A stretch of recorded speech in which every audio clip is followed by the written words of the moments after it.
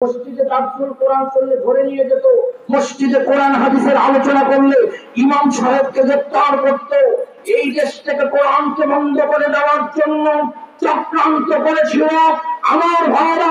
কোরআনের পাখি মুফাসসিরে কোরআন যে ওয়াজ মাহফিল থেকে তাফসীর মাহফিলে রূপান্তরিত করেছিলেন, সারা বাংলাদেশে সারা পৃথিবীতে যিনি কোরআনের দাওয়াত দিতেন, যার হাতে শত শত অমুসলিম মুসলমান হয়েছে, সেই আল্লাহকে 2009 সালে বন্দী করে এই বাতিল বেঈমানেরা কোরআন শূন্য করতে চেয়েছিল।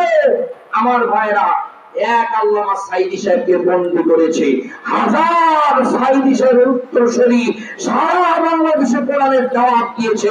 আওয়াজ তুলে বলেন ঠিক কি না? আরে জোরে বলেন ঠিক কি না? শুধু তাই নয় আমার ভাইরা, 2009 সালে বন্দী করে তারা দেশ থেকে ত্রাস সৃষ্টি করে কোরআনের মাহফিলগুলোর উপরে 144 ধারা জারি করে কোরআনের মুফাসসিরদেরকে বন্দী করে আল্লামা তারিক মনোয়ারকে দেশ থেকে বিতাড়িত করে, মিজানুর রহমান আজহারীকে দেশ থেকে বিতাড়িত করে ওরা চেয়েছিল কোরআন শূন্য করতে। এক আল্লামা তারিক মনোয়ার বিদায় নিয়েছিল, তারিক মনোয়ারের প্রতিচ্ছবি মিজানুর রহমান আজহারী তৈরি হয়েছিল, এক আজহারী বিদায় নিয়েছে, হাজার আজহারী তৈরি হয়েছে, এক তারিক মনোয়ার বিদায় নিয়েছে, হাজার তারিক মনোয়ার তৈরি হয়েছে। আমার ভাইয়েরা, এক আমির হামজাকে বন্দী করেছিল, হাজার আমির হামজা কোরআনের দাওয়াত দিয়েছে। আমার প্রিয় মুসলমান বন্ধুগণ, আমার সময় এসেছে শহীদ আবু সাঈদের রক্তের উপরে দাঁড়িয়ে, শহীদ মুক্তের রক্তের উপরে দাঁড়িয়ে বেঈমানি করা যাবে না। জালিম মুক্ত বেঈমান মুক্ত সমাজ করতে হবে। আমার ভাইয়েরা, আর একবার যদি দাওয়াত আসে, আল্লামা সাঈদী সাহেবের পরিকল্পিত ভাবে তারা কোরআনের পাখিকে যেভাবে আমার ভাইয়েরা দুনিয়া থেকে বিদায় করেছে বিষ প্রয়োগ করে, সময় এসেছে তার প্রতিশোধ নিবার কথা বলেন। আওয়াজ তুলে বলেন ঠিক কি না? আরো জোরে বলেন ঠিক কি না?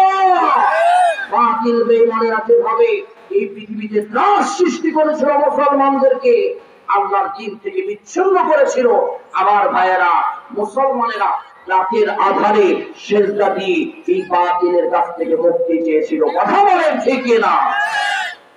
আমার প্রিয় বন্ধুগণ, আমার প্রিয় ভাইয়েরা, আমার এদিক সেদিক যারা ঘোরাফেরা করছেন, আপনাদের একটি করে তুলে অনুরোধ করছি, কোরআনের বাগানে আপনারা ঢুকে যান।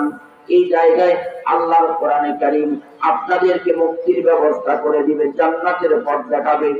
হাবিব বিন মালিক সামনের দিকে আগাচ্ছিলেন, হঠাৎ করে দেখলেন একটা সুরুষী নারী, একটা সুন্দরী নারী, একটা সুন্দরী নারী।